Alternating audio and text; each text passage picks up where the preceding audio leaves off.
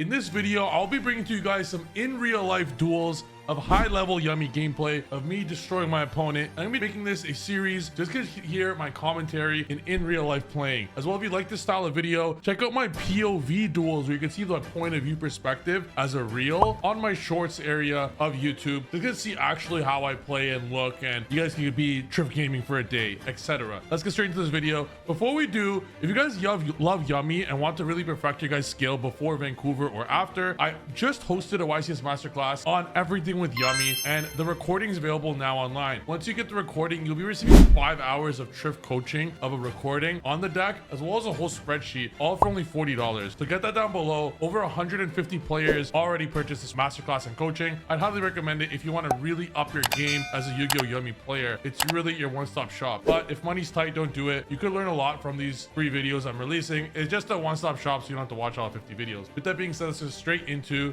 this video. As you see over here, my opponent starting first with Vanquish Soul Mad Love. Vanquish Soul Mad Love is an incredible card in this format, but if you get hit it with Ghost Ogre, a lot of the times, now you could also even save Ghost Ogre for the actual field spell, but if you look at exactly what's going to happen right here, Ghost Ogre on Mad Love, that's a straight pass. If you Ghost Ogre on Mad Love, there's a few lines, and again, I was prepared for Holy Sue, and I was even prepared for the field spell if I needed to, but if you Ogre the normal summon, they're out of a lot of things. My opponent ashes my Cupsy, but it doesn't matter. I literally have 2 monsters in graveyard anyways, and I love the Synchro 2s because they cannot be hand trapped.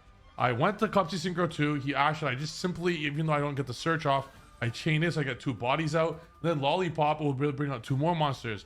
This on board is 7,300 damage, so putting him at 700, I'm cool with that. So immediately what I'm going to do is, there's a few options. I go SP, a Lollipop. This is where Fiendsmith lines could be crazy, like you just put Fiendsmith instead of those two, but that's just not necessary. My opponent didn't have many extenders as to before. The reason I go so good as well, it does turn on canine cards, but all of my other cards in my hand, which are hand traps, defeat the canine aspect. And I know the canine bricks, man. Like, canine makes so bricks like crazy. I popped the Ball Drake. He banishes my Ghost Ogre, knowing that I could just chain out with other Synchro 2 to bring these 2 out. So like every one of my cards and interruptions will be used this turn if he has enough to play. My Cookie will pop the Ball Drake, and it's just an auto scoop. You're gonna have that a lot with K9 Vanquish Soul. It's a fake advantage deck. Yes, it's a good deck, and yes, I could have very much saved the Ghost Ogre because if there's a Holly Sue, I was fucked. But the Holly Sue, it's just such a fake. Like, this is such a fake deck, guys. I'm telling you, it only seems crazy when it draws all of its attributes. It doesn't happen very often. In this situation, there's Rosin, which I ash, and on res, I Fawallos right away because of Rock. I actually, now that's a misplay. If the opponent's playing Vanquish Soul, you actually want to drop your Fawallos in standby phase, because it'll force them to ash the Fawallos in standby, making it so they have 1 less fire to be able to trigger off a lot of their cards. So don't do what I did there by saving the Fawallos for later. This was a little earlier in the format. Now, if you just drop Fawallos in the standby, they waste their fire, so that's a little better. We'll go back onto the actual replay here, and you're going to see that they go Jokul. But what do I have? Another Fawallos! So there's not much that they could do here. This is against my boy Assad. Oh, this is Veiler, whatever, not Fawallos. But I go Phantasme on the Link 1, which is hilarious because obviously Yummy cannot play cards like Phantasme. They're just very bad. Yeah, later activates Rock as next chain to search. I use Ghost Ogre, which might be bad because I literally can't even draw 2, put 1 back with Phantasme, but it's fine. I literally have Obedience School and Hornet Drones in my hand right now. I normal Droll to clear my Phantasme. This is why you can't really play cards like Nib or Phantasme or Bestial in this deck. I go SP to get rid of that, to which I get hit with Shared Ride, and I chain SP to get rid of the Jokul, dropping Obedience School because I'm a fucking G. You guys see that play right there? That's how you clear your cards. The only problem is I cannot add this turn, so I can't even get the Quick Play spell, and I cannot attack directly because I used SP. So, because this would have been easy OTK. This is a prime example of playing. No, don't play Phantasme, Nibiru, or Bestials, because putting the monster on board is not very good for our deck. But again, this is earlier in the format, so I just wanted to test out some of the old hand traps because they might be good. As you see right now, this is obvious game, but because I cannot attack directly with SP, it was for nothing. And if you look at how my opponent's going to interact here, I have 2 Snatchies, like I have all this. Immediately goes Regeki for 3, had all 3 attributes, clears my entire board, and I get utterly fucking destroyed right there. So unfortunate, but with the setup and Obedience School, I couldn't put up a Herald. So the trap that he had, he literally top decked the attribute was missing, which was insane. But whatever, that's the game. And that's what I kind of deserve, because if it wasn't for SP and if it was like Donner or something or Azalea, I could have easily won. I activate Obedience School, then he goes Engage. I should have actually activated Engage first to see if he'll Ash it and then Obedience Schooled.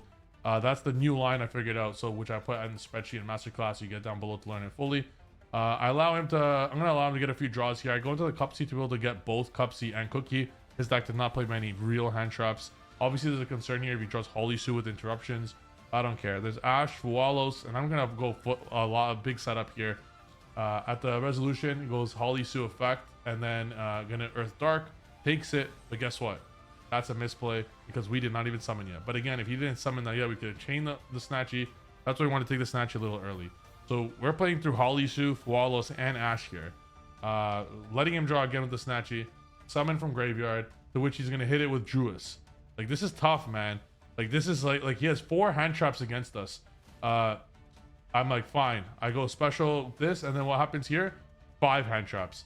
We literally get hit with 5 hand traps. Fualos, Druis, Nibiru, Ash. This is unwinnable almost. And I had to summon my last card, so I can't even summon a card for Nibiru. But guess what? And then starts with the Zuna. That shows that's a brick. Starts with the Zuna, but I actually have 1 card in hand, so I told him I only have 1 card. I set 2. So not good for him. Not good at all. I do have 2 cards set and 1 card in hand, to which he's going to activate Magnum up right after. This is the deck, guys. VS bricks. It just bricks, sadly, for those players. Goes Magnum on Cup C way. I do not chain my surprise because they could just enter battle and lose my follow-up. Look, I'm not even stressing right now at all. I literally have a surprise set. So if I did surprise on my Cup C and he's entered battle and they attack, I have 0 follow-up whatsoever. I need follow-up. So he gets Magnuma. I don't use surprise yet. I just have 2 in hand and 2 set. In standby phase, I'm going to use this to search. He goes Baldrake on one of my cards. That was a wasted Baldrake, but the reason he did Baldrake there was because he wants it to be an interruption. And I bring out Cookie, and I go Synchro 2. Effective Synchro 2 to Special 2. There's nothing he could do. Even if he chains Baldrake on my Synchro 2, I'm just going to chain the Synchro 2 and bring it out. So there's nothing. Then I go into another Synchro 2 here. Look, just once you have a Link 1 and a Link level 1, it applies so much pressure on your opponent. There's nothing he could do. So he uses Baldrake. I bounce the other 2. I simply chain out my Cookie. That's what he wanted to tribute. Goes Nibiru, and I saw him strike it. And I attack here, killing both of them. He has 2-3 cards left in hand after he already bricked the last one. I set up Onin and Natsaru, whatever this card's called, to set back my surprise. Now I have surprise. I have Lollipop. I have 2 cards in hand, which are hand traps. And now I would say I auto win the game now because there's just not much at the point that Assad could do here. However, he is playing Vanquish Soul, which could always top deck a Razan at any time. So we'll see what he does here. Special Pankratops. This is obviously an incredible start. But again, just with what's on the field, I'm not too concerned about it. Because if he enters battle phase, I just activate surprise.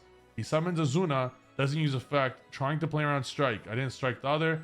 It was a surprise. I don't know why he didn't use it, but again, he wants to kill me. So in battle phase, I use Cookie to lower Pankratops' attack by 1,000. Because what's he going to do now? Chain Pankratops. It's at 1,600 now. That's why Cookie's so fucking good. So if he goes now while he's in battle phase, Pankratops kill Lollipop or kill what? Field Spell. Doesn't matter what he tries to kill with Pankratops. I use Lollipop to tag out right away and get 2 monsters. And because it's dropped by 1,000, he can't even kill it. He could attack my Link 2 and destroy it, but then damage step, because I have Field Spell on field, the Link 2 will destroy the Pankratops or the Azuna. So we are chilling. I could even kill the Azuna if I wanted to, but there's just no reason to because I need that Pankratops out of there. Because Pankratops could really play with our plays or ruin our lines. Goes Typhon, and he feels safe because I don't have a starter, but obviously I drew Cup C because I'm the yummy goat. Cup C get Field Spell or Quick Play Spell Surprise. Now this is obviously game as you can see from this point. This is just the best deck if you play it properly, and it's the most safest because as you saw, Assad has bricked many times in this duel here, and it's because there's nothing that he could do when you're just drawing not very well. This is something I've recognized on the deck, that there's a lot of fake advantage with Vanquish Soul, that the amazing cards that you could potentially draw are offset when you lose the hand traps or when you lose the attributes in 1-for-1 battles. They're just too much. And now yeah, I just attack. Typhon's at 3,000, so I can kill it, and that's game. He has Lupus and Caesar. That's the exact example I said. There's just too many breaks in the deck that you just don't want to open. Hope you guys enjoyed that video. This is just showcasing the power of Yummy in real life. If you want to learn more about Yummy, check out my Yummy masterclass down below, which will be a set recording will be sent to you immediately once you purchase, as well as a spreadsheet. I'll be updating the spreadsheet as well. It's 12 pages currently. It'll be 20 pages eventually. It's like a book, basically. And if you love Yummy, check out the Yummy playmat on my website. Thank you for watching the video. I'll see you guys next video. Peace.